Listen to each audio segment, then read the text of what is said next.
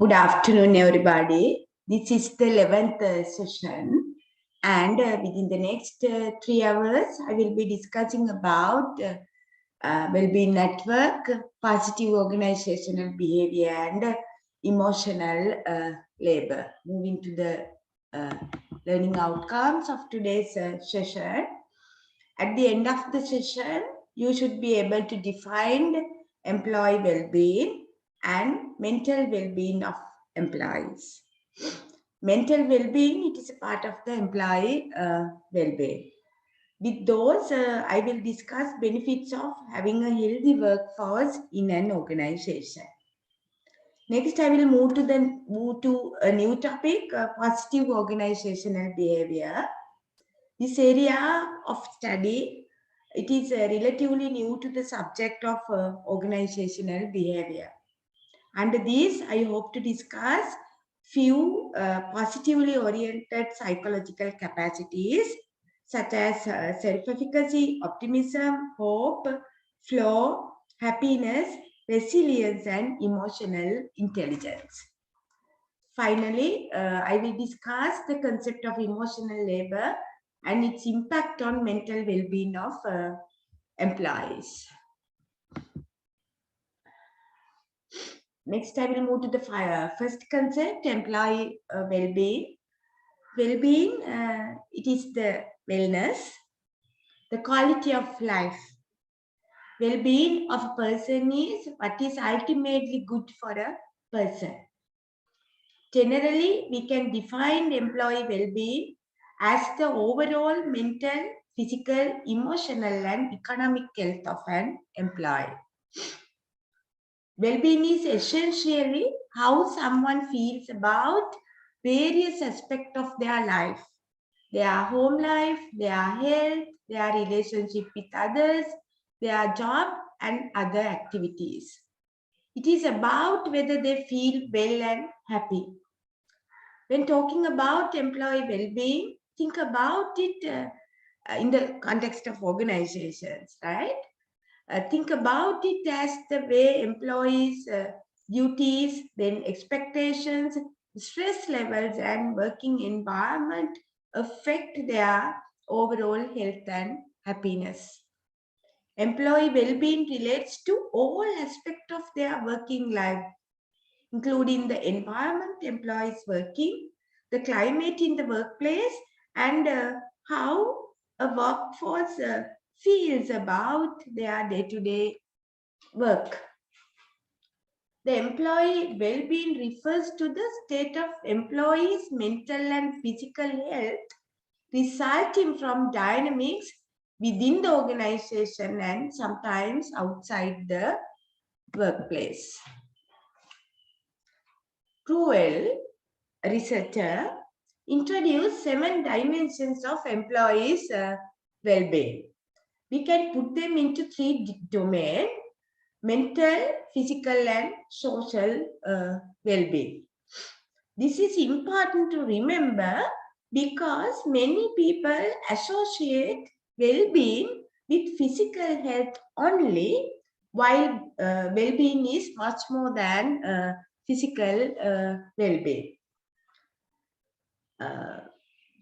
Actually, physical health, right? Physical well-being is the ability to maintain a healthy quality of life that allow us to get the most out of our daily activities. Physical well-being is much more than good health, as I explained earlier. It is the direct result of lifestyle choices and our behavior around sleep, then diet, physical activities, hygiene, and relaxation that achieve optimal functioning. Do you wake up full of energy and optimism for the day and feel confident about your abilities to handle whatever comes your way? Or are you distracted by pain, headache, discomfort, and fatigue? Maybe you struggle to complete tasks.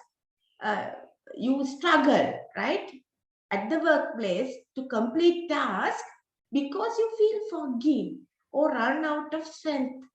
Physical well-being drives all of those things which I mentioned earlier. It can be simple to say that's just the nature of working hours, or I am not as young as I used to be, and assume you can't feel better or perform better, or that everyone else feels just the same. But you can improve your physical well-being, and you can have disability and still have physical well-being. So you should take actions to optimize your functioning and keep moving towards your goals. Paying attention to your physical well-being, it is like making an investment today in the resources that will help you in the future. Since physical well-being has many components, there are limitless ways to improve it. For example, eating well, exercising, getting enough sleep, the list go on. It is not just the absence of diseases. It includes lifestyle behaviors, choices to ensure health, then avoid the preventable diseases and conditions, and live in balanced state of body, mind and spirit. Next we have the social well-being. Social well-being is a sense of belonging to a community and making a contribution to that particular community or the society. It is about sharing, developing and sustaining of mental relationships with others. It allows you to feel authentic and valued and provides a sense of connectedness and belongingness. This is important because we are social creatures who need each other. We evolved from chimpanzees and still share a common part of human brain, the limbic system. This part of the brain is responsible for our desire to be with others, around others and connected to others. It generates feeling of safety and happiness within us when we are with our people or with our friends.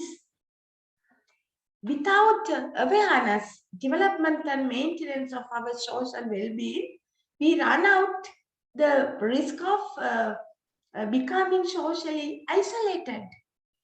This is different from choosing to have some time alone to enjoy solitude.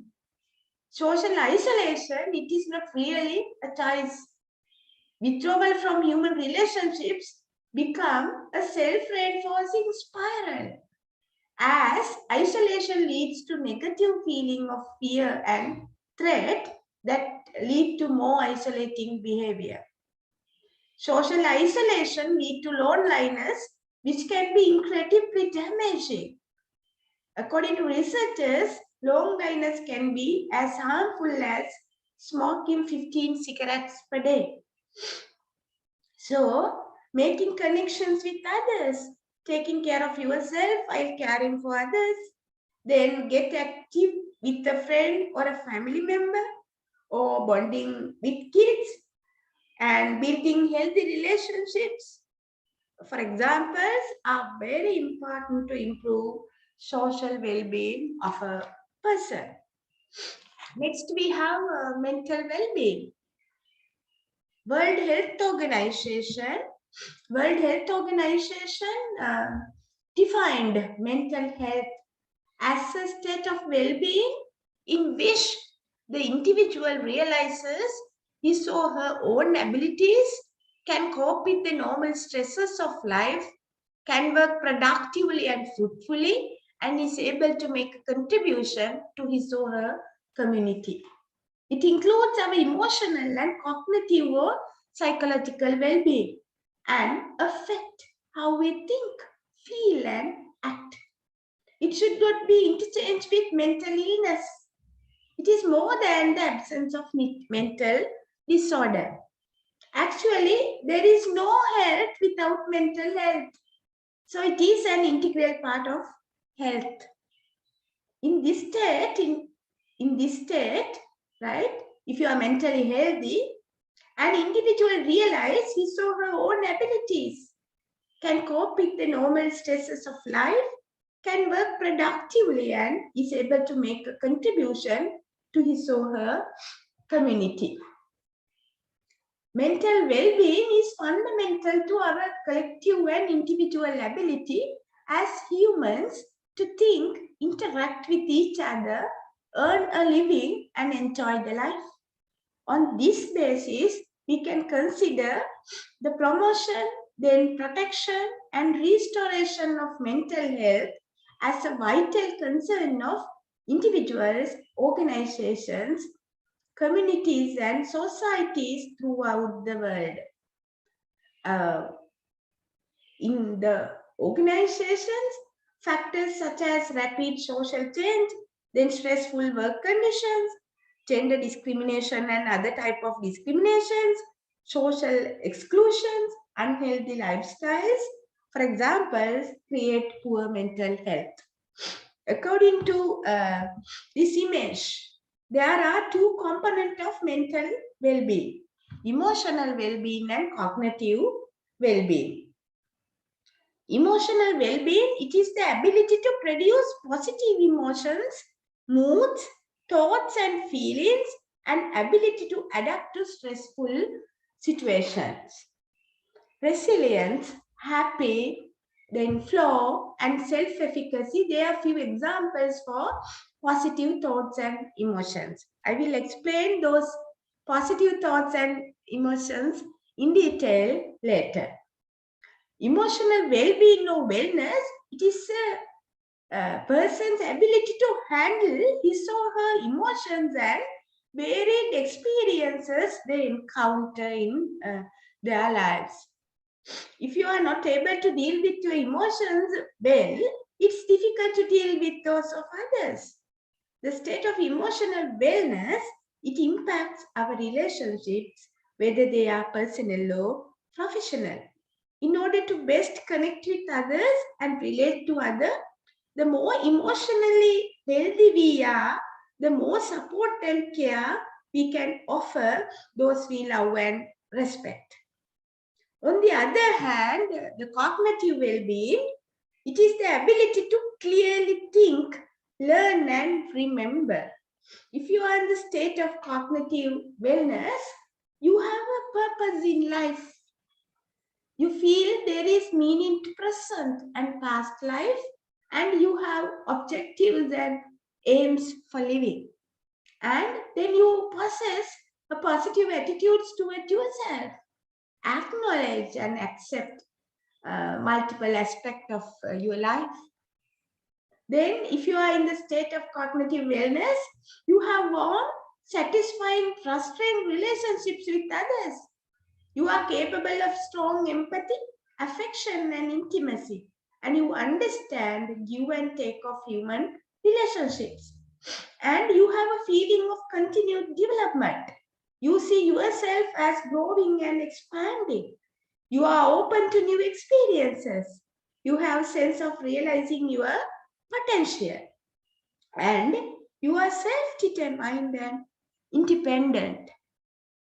You have the ability to regulate your behavior within and evaluate yourself by personal standards. On the other hand, if you are poor emotionally and psychologically, it weakens your immune system. It increases your blood pressure.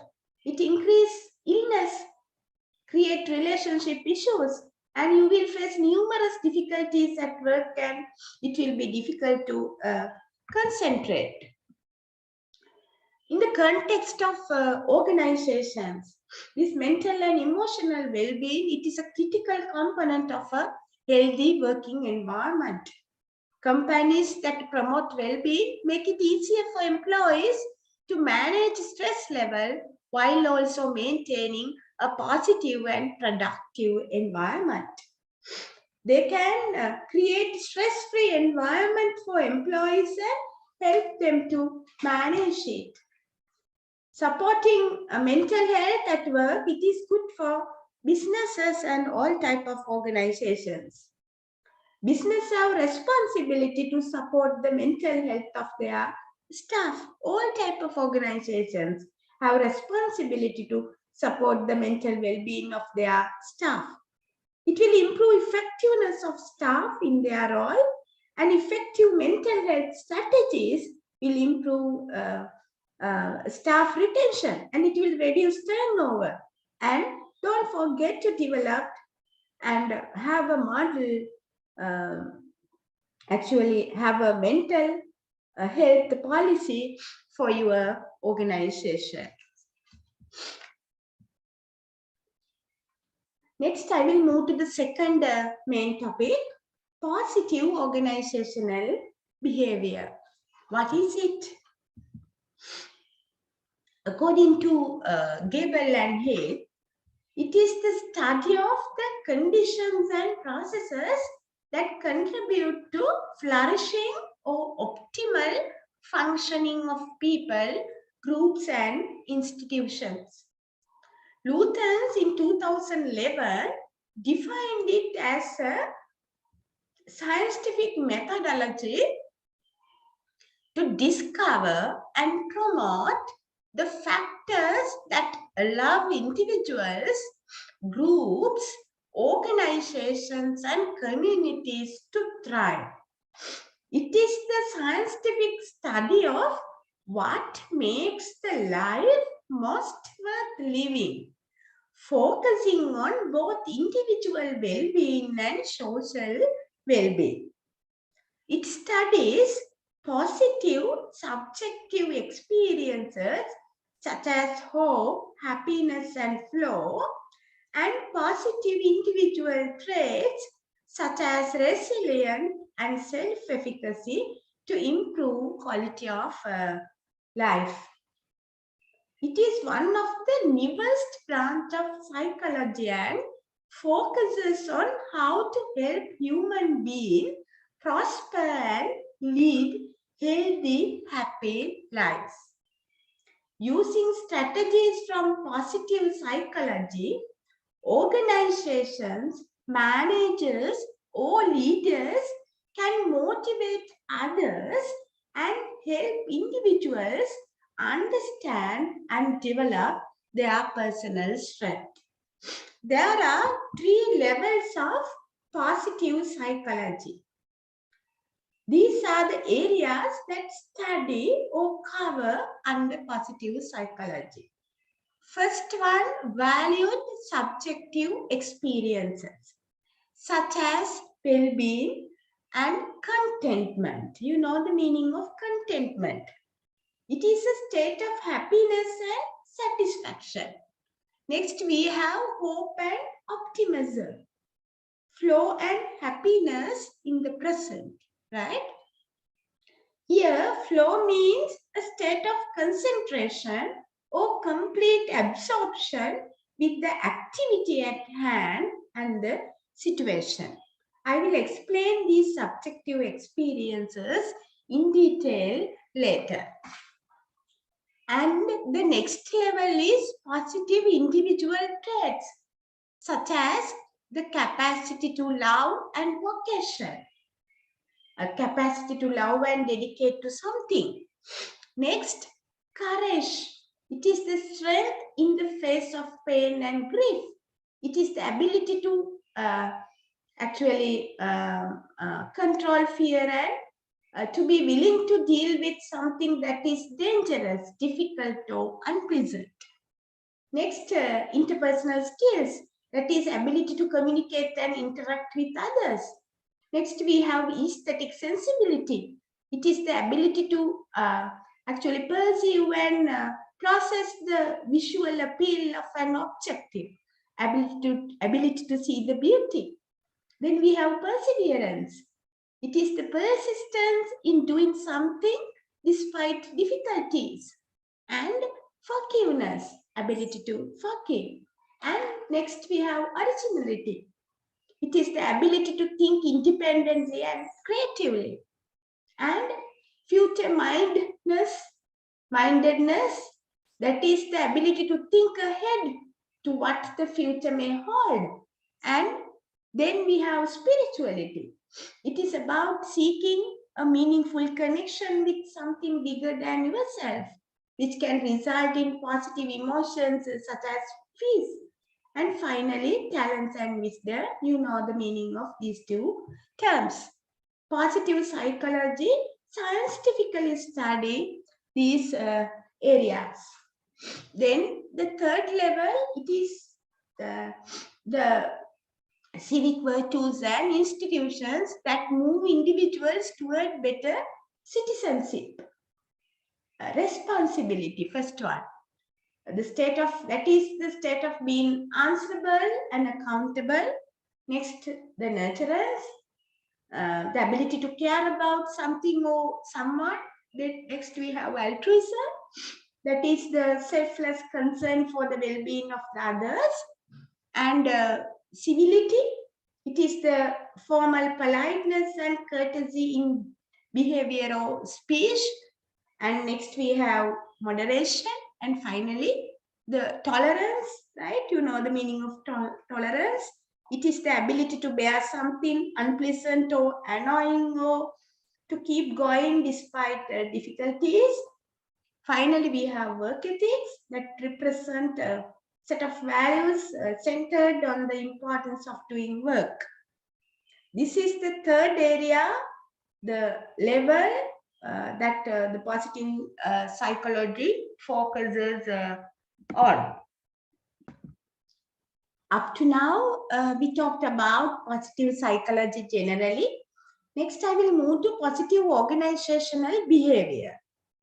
According to Lutherans, it is the study and application of positively oriented human resource strengths and psychological capacities that can be measured, developed, and effectively managed for organizational performance. Under the positive organizational behavior, we study previously discussed 3 levels in organizational context. Simply, it represents the study of how positive emotions such as self-efficacy, happiness, resilience, and flow relate to employees' performance in the workplace. It explores how positive psychology applies to the work environment and how employees can be taught to improve their positive psychological capacities such as resilience and happiness and other strengths. Researchers of positive organizational behavior believes developing hope, optimism, resilience, and other positive strength and capacities leads to higher performance or create higher performing employees, right? Now, let me share a video clip about positive psychological behavior.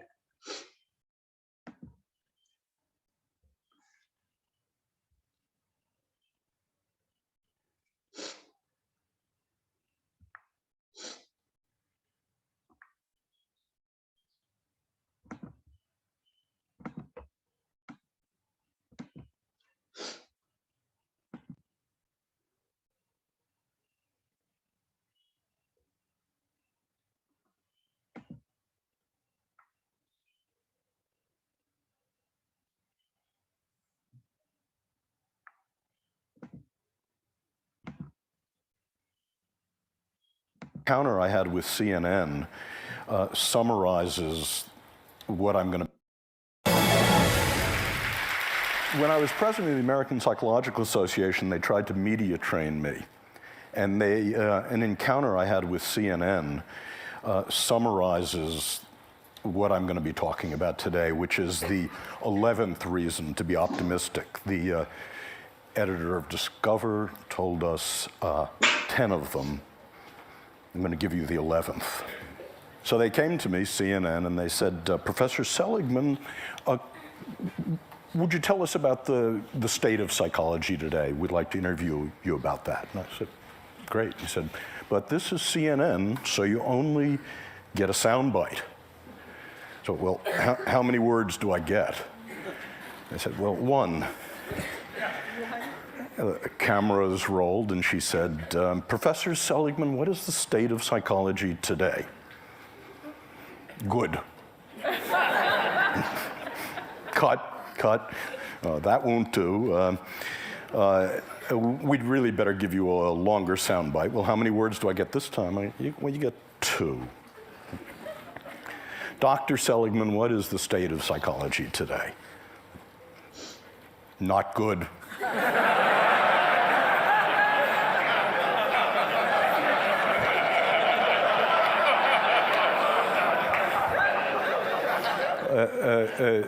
Look, Dr. Seligman, we can see you're really not comfortable in this medium.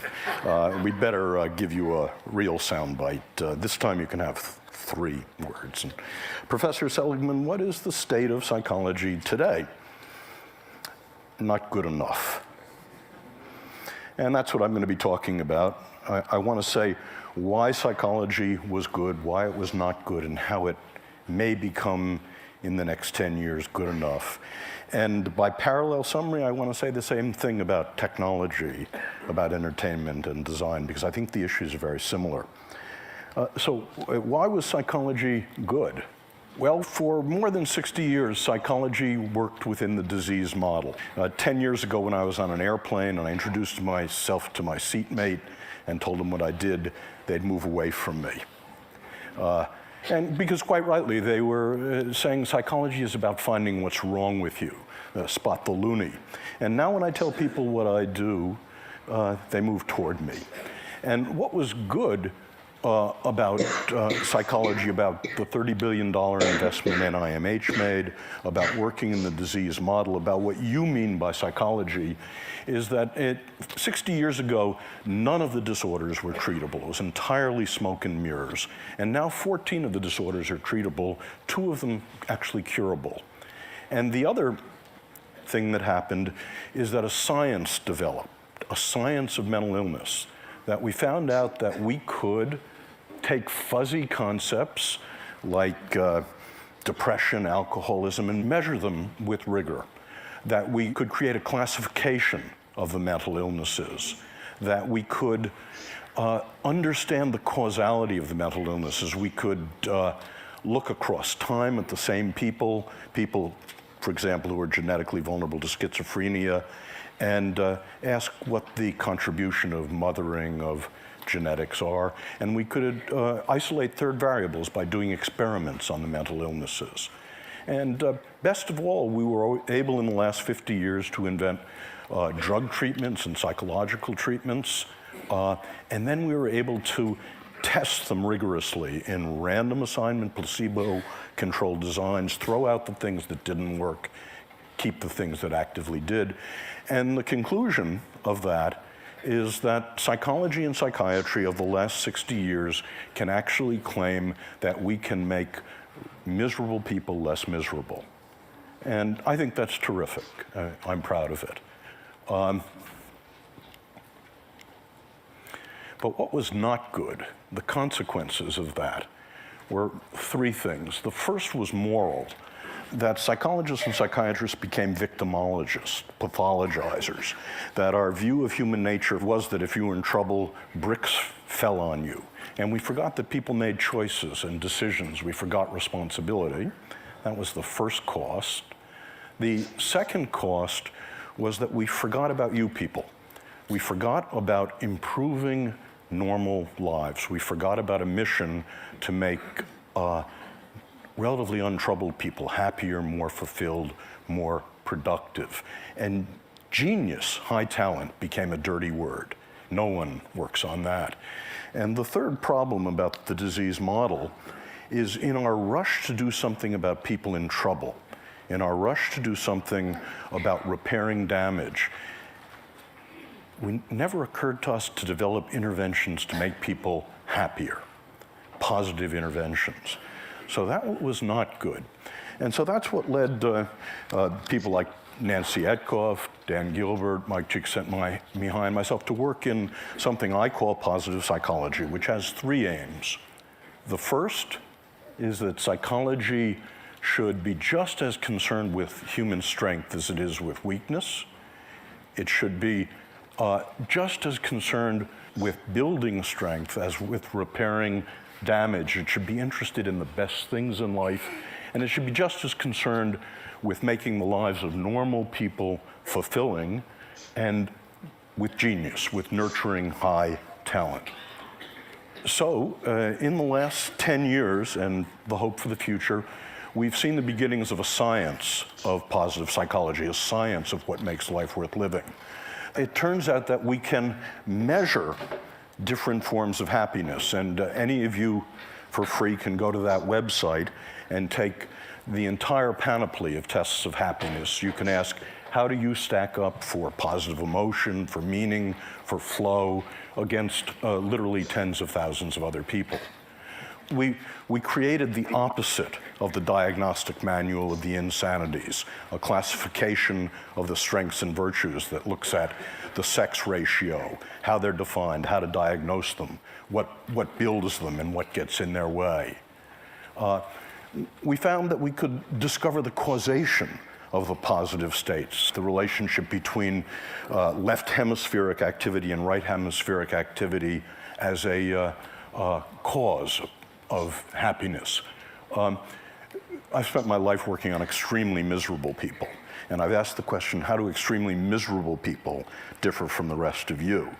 And starting about 6 years ago, we asked about extremely happy people, and how do they differ from the rest of us? And it turns out there's one way, very surprising, they're not more religious, they're not in better shape, they don't have more money, they're not better looking, they don't have more good events and fewer bad events. The one way in which they differ, they're extremely social. They don't sit in seminars on Saturday morning. They don't spend time alone. Each of them is in a romantic relationship, and each has a rich repertoire of friends. But watch out here. This is merely correlational data, not causal, and it's about happiness in the first Hollywood sense I'm going to talk about. Happiness of ebullience and giggling and good cheer. And I'm going to suggest to you that's not nearly enough in just a moment. We found we could begin to look at interventions over the centuries, from the Buddha to Tony Robbins. About 120 interventions have been proposed that allegedly make people happy. And we find that we've been able to manualize many of them, and we actually carry out random assignment efficacy and effectiveness studies. That is, which ones actually make people lastingly happier. And in a couple of minutes, I'll tell you about some of those results. But the upshot of this is that the mission I want psychology to have, in addition to its mission of curing the mentally ill, in addition to its mission of making miserable people less miserable, is, can psychology actually make people happier? And to ask that question, happy is not a word I use very much. We've had to break it down into what I think is askable about happy. And I believe there are three different, and I call them different because different interventions build them. It's possible to have one rather than the other. Three different happy lives. The first happy life is the pleasant life. This is a life in which you have as much positive emotion as you possibly can, and the skills to amplify it. The second is a life of engagement, a life in your work, your parenting, your love, your leisure. Time stops for you. That's what Aristotle was talking about. And third, the meaningful life. So I want to say a little bit about each of those lives and what we know about them.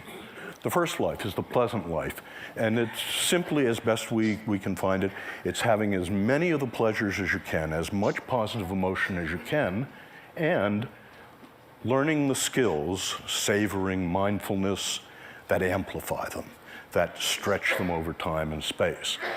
But the pleasant life has three drawbacks, and it's why positive psychology is not happyology, and why it doesn't end here.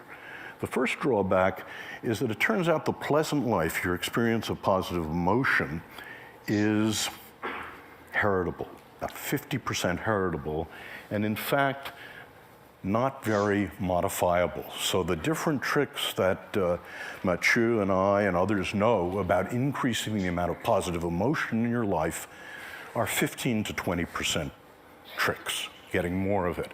Second is that positive emotion habituates. It habituates rapidly, indeed. It's all like French vanilla ice cream. The first taste is 100%. By the time you're down to the sixth taste, it's gone. And as I said, it's not particularly malleable. And this leads to the second life. And I have to tell you about my friend Len to talk about why positive psychology is more than positive emotion, more than building pleasure. In two of the three great arenas of life, by the time Len was 30, Len was enormously successful. The first arena was work. By the time he was 20, he's an options trader. By the time he was 25, he was a multimillionaire and the head of an options trading company. Second, in play, he's a national champion bridge player. And, but in the third great arena of life, love, Len is an abysmal failure. And the reason he was that Len is a cold fish. Len is an introvert. American women said to Len when he dated them, "You're no fun. You don't have positive emotion. Get lost." And Len was wealthy enough to be able to afford a Park Avenue psychoanalyst who for 5 years tried to find the sexual trauma that had somehow locked positive emotion inside of him. But it turned out there wasn't any sexual trauma. It turned out that Len grew up in Long Island and he played football and watched football and played bridge. Len is in the bottom 5% of what we call positive affectivity. So the question is Len unhappy? And I want to say not. Contrary to what psychology told us about the bottom 50% of the human race in positive affectivity, I think Len is one of the happiest people I know. He's not consigned to the hell of unhappiness, and that's because Len, like most of you, is enormously capable of flow. When he walks onto the floor of the American Exchange at 9:30 in the morning, time stops for him, and it stops till the closing bell. When the first card is played, till 10 days later, the tournament is over, time stops for Len. And this is indeed what Mike Csikszentmihalyi has been talking about flow, and it's distinct from pleasure in a very important way. Pleasure has raw feels. You know it's happening. It's thought and feeling. But what Mike told you yesterday, during flow, you can't feel anything. You're one with the music. Time stops. You have intense concentration. And this is indeed the characteristic of what we think of as the good life. And we think there's a recipe for it, and it's knowing what your highest strengths are. And again, there's a valid test of what your 5 highest strengths are, and then recrafting your life to use them as much as you possibly can. Recrafting your work, your love, your play, your friendship, your parenting. Just one example. One person I worked with was a bagger at Gennardi's. Hated the job. She's working her way through college. Her highest strength was social intelligence. So she recrafted bagging to make the encounter with her the social highlight of every customer's day. Now, obviously she failed, but what she did was to take her highest strengths and recraft work to use them as much as possible. What you get out of that is not smiliness. You don't look like Debbie Reynolds. You don't giggle a lot. What you get is more absorption. So that's the second path. The first path, positive emotion. The second path is eudaimonia and flow. And the third path is meaning. This is the most venerable of all the happinesses traditionally. And meaning in this view consists of very parallel to eudaimonia. It consists of knowing what your highest strengths are and using them to belong to and in the service of something larger than you are. Well, I mentioned that for all 3 kinds of lives, the pleasant life, the good life, the meaningful life, people are now hard at work on the question, are there things that lastingly change those lives? And The answer seems to be yes, and I'll just give you some samples of it. It's being done in a rigorous manner. It's being done in the same way that we test drugs to see what really works. So we do random assignment, placebo-controlled, long-term studies of different interventions. And just to sample the kind of interventions that we find have an effect. When we teach people about the pleasant life, how to have more pleasure in your life, one of your assignments is to take the mindfulness skills, the savoring skills, and you're assigned to design a beautiful day. Next Saturday, set a day aside, design yourself a beautiful day, and use savoring and mindfulness to enhance those pleasures. And we can show in that way that the pleasant life is enhanced. Gratitude visit. I want you all to do this with me now, if you would. Close your eyes. I'd like you to remember someone who did something enormously important that changed your life in a good direction, who you never properly thanked. The person has to be alive. Okay? Now, okay, you can open your eyes. I hope all of you have such a person. Your assignment when you're learning the gratitude visit is to write a 300-word testimonial to that person, call them on the phone in Phoenix, ask if you can visit, don't tell them why, show up at their door, you read the testimonial. Everyone weeps when this happens. And what happens is when we test people 1 week later, a month later, 3 months later, they're both happier and less depressed. Another example is a strength state in which we get couples to identify their highest strengths on the strengths test and then to design an evening in which they both use their strengths. And we find this is a strengthener of relationships. And fun versus philanthropy, but it's so heartening to be in a group like this in which so many of you have turned your lives to philanthropy. Well, my undergraduates and the people I work with haven't discovered this, so we actually have people do something altruistic and do something fun, and to contrast it. And what you find is when you do something fun, it has a square wave walk set. When you do something philanthropic to help another person, it lasts, and it lasts. So those are examples of positive interventions. So the next to last thing I want to say is we're interested in how much life satisfaction people have. This is really what you're about. And that's our target variable. And we ask the question, as a function of the 3 different lives, how much life satisfaction do you get? So we ask, and we've done this in 15 replications involving thousands of people, to what extent does the pursuit of pleasure, the pursuit of positive emotion, the pleasant life, the pursuit of engagement, time stopping for you, and the pursuit of meaning contribute to life satisfaction? And our results surprised us. They were backward of what we thought. It turns out the pursuit of pleasure has almost no contribution to life satisfaction. The pursuit of meaning is the strongest, and this is the pursuit of engagement is also very strong. Where pleasure matters is if you have both engagement and you have meaning, then pleasure is the whipped cream and the cherry, which is to say the full life, the sum is greater than the parts if you've got all 3. Conversely, if you have none of the 3, the empty life, the sum is less than the parts.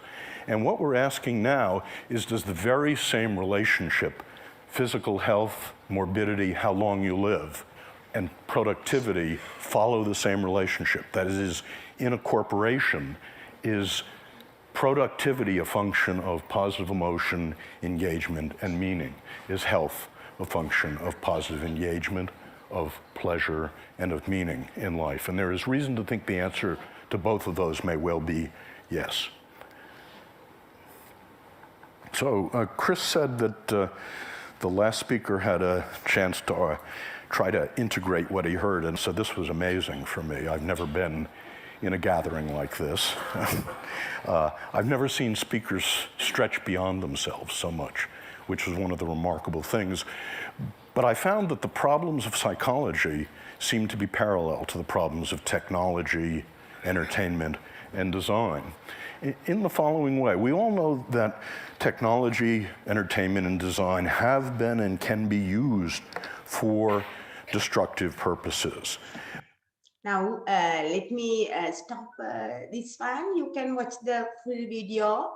You can download it easily from the internet, right? That was Martin Seligman, the psychologist who introduced the positive psychology to the world. As I mentioned earlier, this is a new area, a new branch. We also know that under the psychology. Now, let me explain few positive psychological strengths, right, in detail. Let me share the slide set again.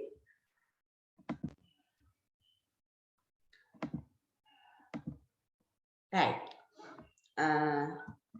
Let me start from self-efficacy. According to Bandura, self-efficacy is how well one can execute courses of action required to deal with prospective situations. It is an individual's belief in his or her capacity to execute behaviors necessary to produce specific performance attainment. Simply, it is the people's beliefs about their capabilities to produce certain level of performance. A person's belief that they can be successful when carrying out a particular task. Self-efficacy is a crucial mindset that ties directly to quality of work at individual level. Managers can use training and development programs, then working designs, communication techniques, teamwork, and their leadership skills to improve self-efficacy of their workers. If you don't believe in yourself, if you don't believe in your abilities and competencies, then you can't do anything. It influences your thoughts, emotions, actions, and motivation. High self-efficacy, it increases the likelihood of successfully achieving a given task. According to Bandura, there are actually 4 sources of self-efficacy. First one, mastery of experiences. It is performing a task successfully strengthens our sense of self-efficacy. Success in the past impacts the way we think about ourselves.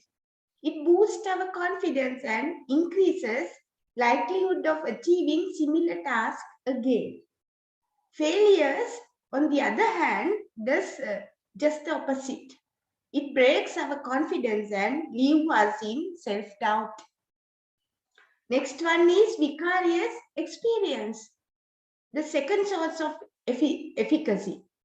Roots from seeing others around us, especially people who we can relate to. Watching similar people succeed or having their success stories motivate us to believe that if they could, we can too. The third one is modeling experiences. Role models have a vital role to play in building our self-efficacy. Those are the people we follow, admire, and want to replicate. Their actions, principles, and achievements indirectly teach and persuade us to repeat the same. Then finally, emotional and physical experiences.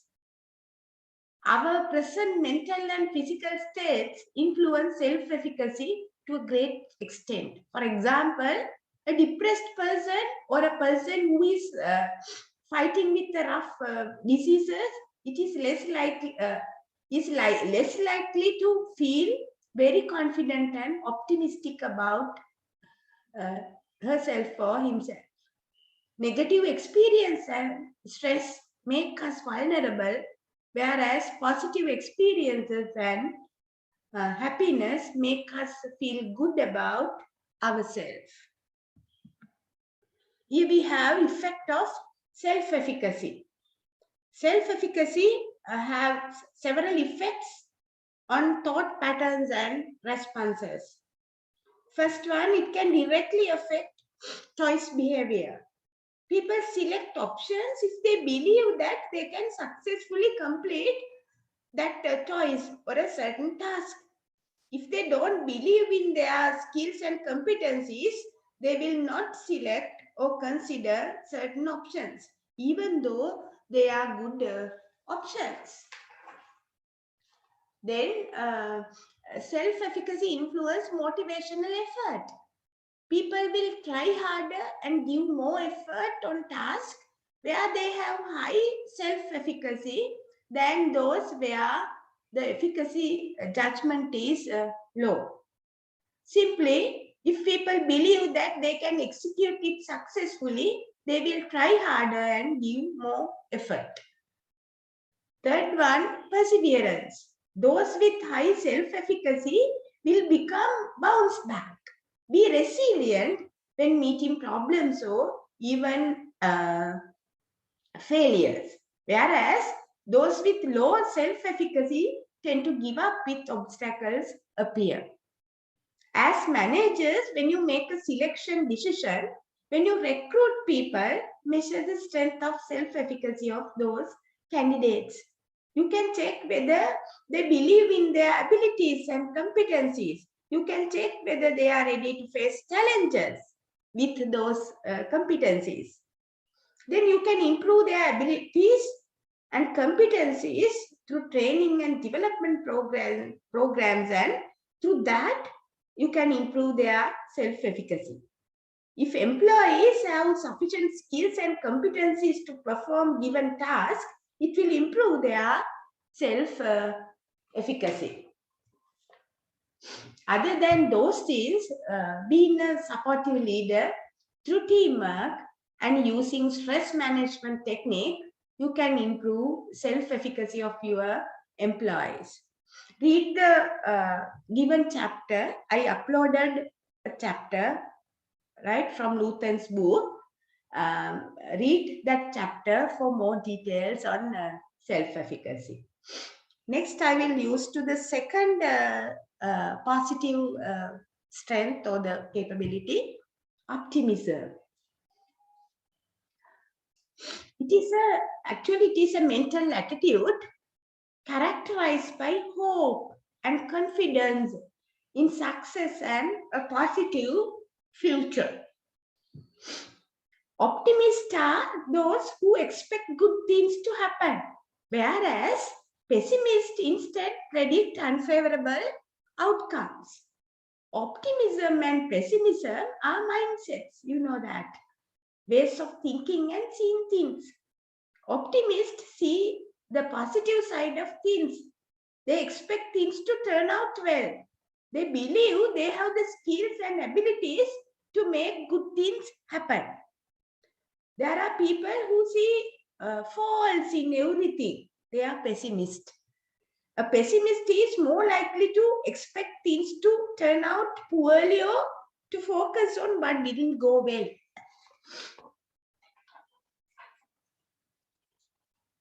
Optimism, it is a major contributor to employee well-being. It helps people succeed. When something good happens, optimists think about what they did to make the situation turn out so well. They see their abilities as permanent, stable part of themselves. They think of how this good thing actually can lead to other good things. And optimism builds resilience. Optimism lets us to see disappointing events as temporary situations that we can get past. It strengthens actually us to try again rather than give up. It allows us to keep our goals and dreams in play, so we can act on the motivation to keep working towards them. It influences personal growth, sense of purpose in work, relations with others, pride in accomplishments, and level of happiness in work. These attitudes in turn contribute to personal satisfaction, good health, and work fulfillment. Next, I will move to hope. It is another positive strength, positive psychological capability. Hope is a positive motivational state that is based on an interactively derived sense of successful agency or a goal-oriented energy and pathways. Simply, it is a feeling of hope. Simply, hope is a feeling of expectation and desire for a particular things to happen. You know that. It is a feeling of trust of future. It is looking forward to something with desire and reasonable confidence. A feeling that good things will happen, something that you wish for. Once Martin Luther King mentioned, actually 2 months before his assassination in 1968, we must accept finite disappointments, but never lose infinite hope. These words of Martin Luther King served as powerful cry for hope in the face of huge obstacles. Hope is a life-sustaining force that is rooted in an individual relationship with the future. Philosopher Mari Zunarzi states that hope is built on belief and faith and the trust that there is a life worth living in certain times, actually uncertain times. Hope is built on belief and faith and the trust that there is a life worth living in uncertain times. According to Locke, another researcher and scholar, hope is the belief that the future will be better than the present, along with the belief that you have the power to make it so. In the context of work, hope can mean that despite obstacles, employees believe they are heading in the right direction and have confidence in the future direction of the company. Hope can mean that employees believe their employers cares about their future and well-being. Hope can result when leaders or managers tell positive stories about the future and employees are empowered to be involved in creating the path to get there. Hope can be a catalyst for action, and it is often motivate an individual towards specific goals, contributing to an action-focused optimism. Hopeful people understand that there will be obstacles to face and are open to changing courses where needed. They take responsibility for the path they take to move forward. Hopeful people accomplish more at work than less hopeful people. According to researchers, a high hope person tends to have more goals and is quicker to focus on another if they fail. Hope is a strong predictor of positive emotions, but hopelessness, it is associated with even suicide. High level of hope links to numerous health benefits, such as reduced level of depression and anxiety.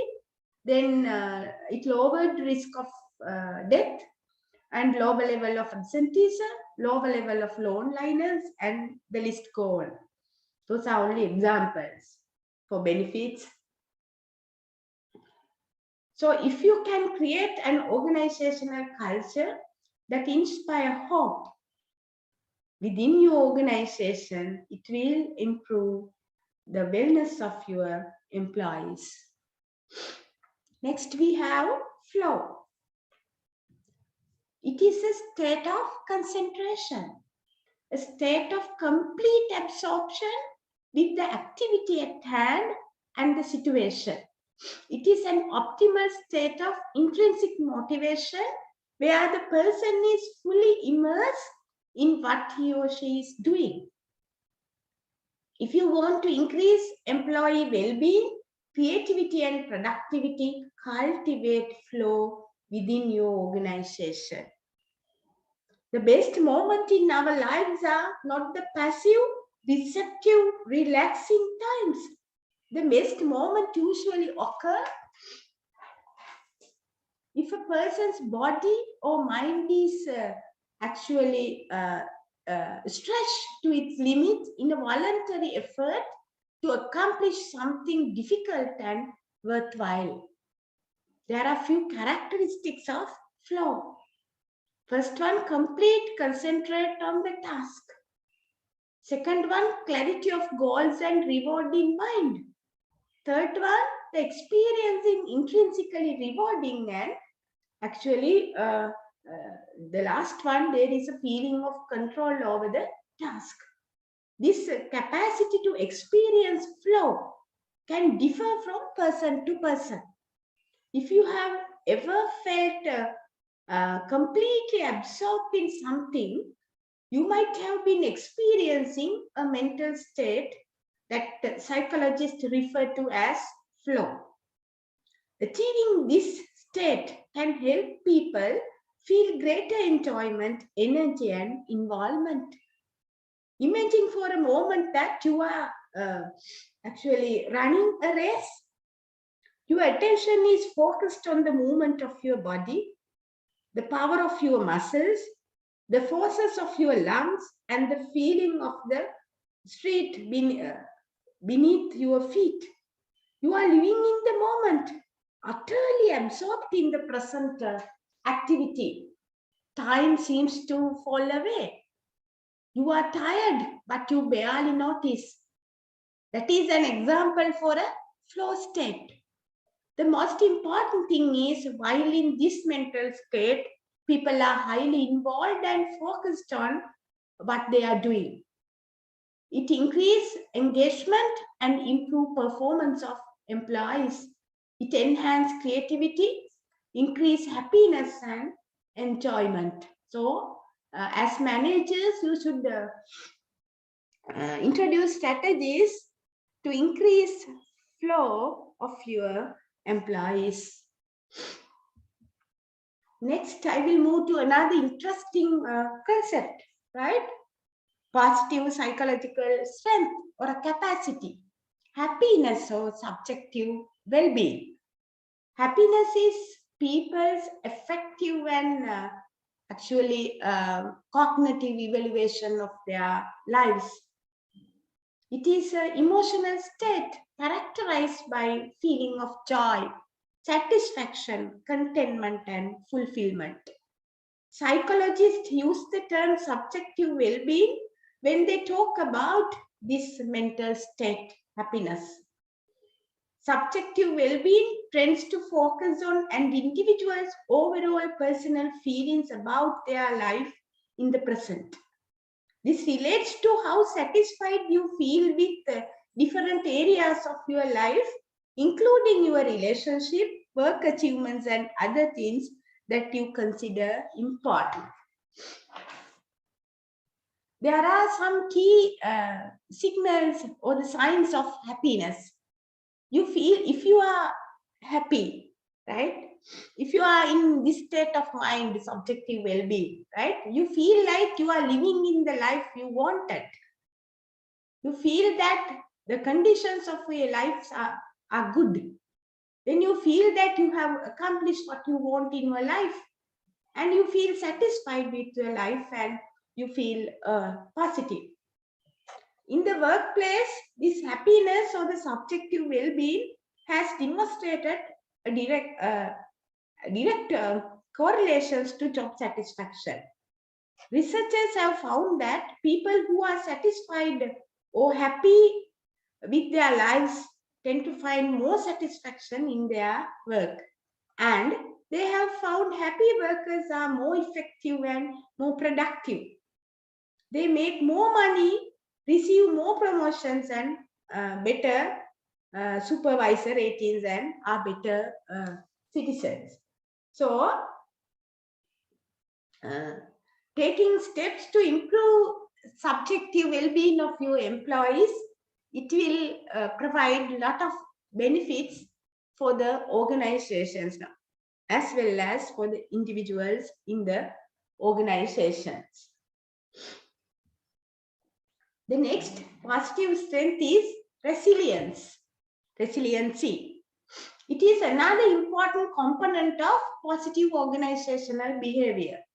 We can define resiliency as the capacity to rebound or bounce back from adversity, conflict, failure, or even positive events, progress, and increased responsibility.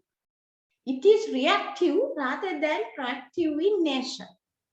This bouncing back capacity involves flexibility, adjustment, adaptability, and continuous responsiveness to change and actually uncertainty. Resiliency is increasingly being viewed not only as describe characteristics of humans in general, to describe characteristics of human in general, but also as an essential attribute of today's employees, managers, organizations, and even countries. Especially in light of recent turbulence and tragic events related to economic and geopolitical problems in the world. The resilience of employees, resilience of managers, leaders, organizations, communities, and countries, right? It is more important. Researchers consider this as trainable and developable characteristics at individual level. They have developed actually scales to measure resiliency.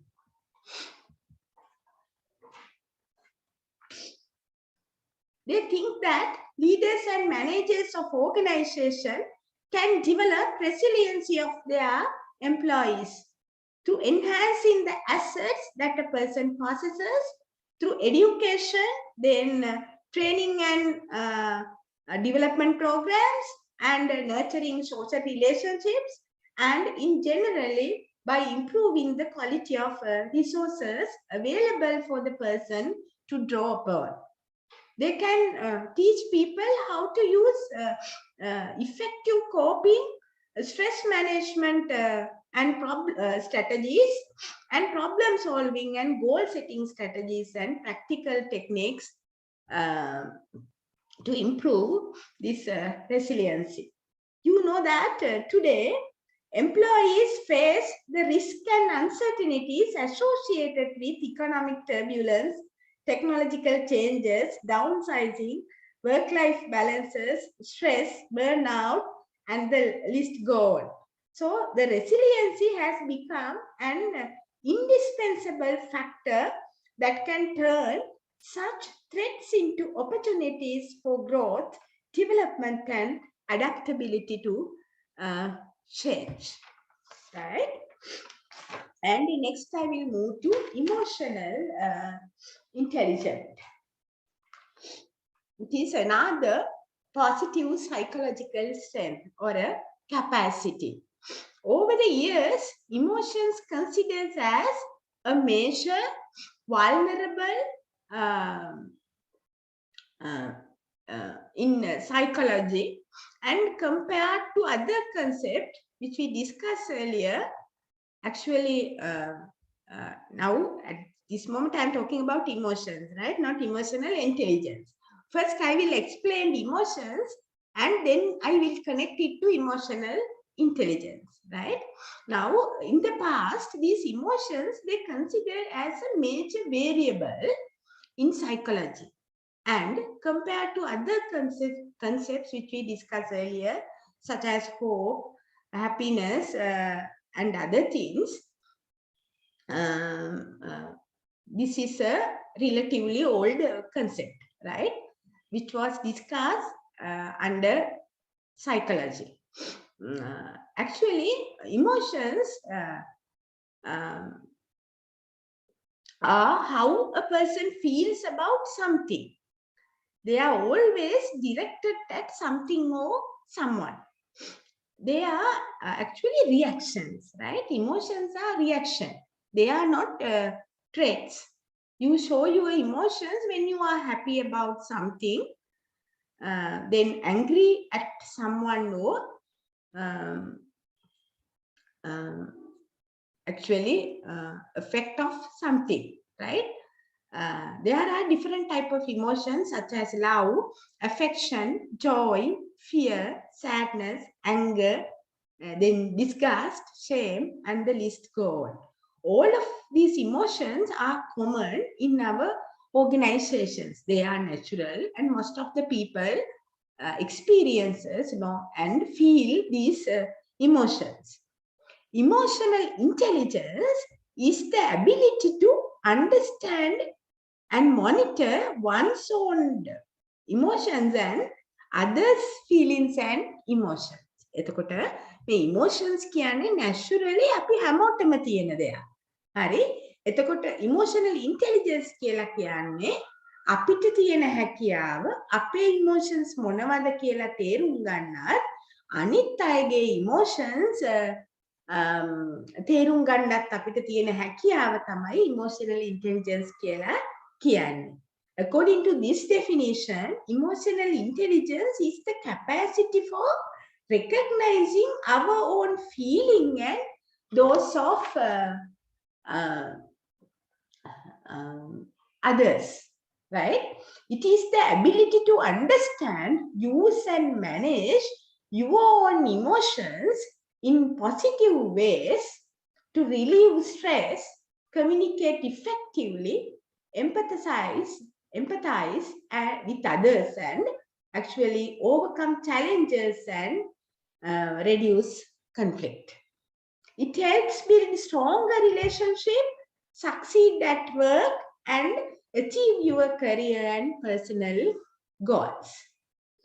Emotional intelligence, it is commonly defined by 4 attributes: self-management, self-awareness, social awareness, and relationship management. First one, self-management. If you are emotionally intelligent, then you can control impulsive feeling and behaviors, manage your emotions in healthy ways, take initiatives, follow through on commitments, and adapt to changing circumstances. Then the second one is self-awareness. If you are emotionally intelligent, you recognize your own emotions and how they affect your thoughts and behaviors. You know your strengths and weaknesses and have self-confidence. Third one, social awareness. If you are emotionally intelligent, you have empathy. You can understand the emotions, needs, and concerns of other people. Pick up on emotional cues. Feel comfortable socially and recognize the power of dynamics in a group or organizations. Fourth one is relationship management. If you are emotionally intelligent, you know how to develop and maintain good relationship, communicate clearly, inspire and influence others, work well in a team, and manage conflict. Why is emotional intelligence so important? Because this high emotional intelligence can help you navigate the social complexities of the workplace, lead and motivate others, and excel in your career, and there are other benefits. So it influences your performance at work, and it influences your physical health as well as mental health. If you are unable to manage your emotions, you are probably not managing stress either. This can lead to serious health problems. Uncontrolled stress raises blood pressure, suppresses the immune system, increases the risk of heart attacks and the strokes, and contribute for fertility and speed up the aging process. Uncontrolled emotions and stress can also impact your mental health, making you are vulnerable to anxiety and depression. If you are unable to understand, get comfortable with or manage your emotions, you will also struggle to form a systematic relationship with others. This in turn can leave you feeling lonely and isolated. So, building emotional intelligence, it is very important for the well-being of employees, both physical and mental well-being of employees. Next, I will move to the third part of our session, emotional labor.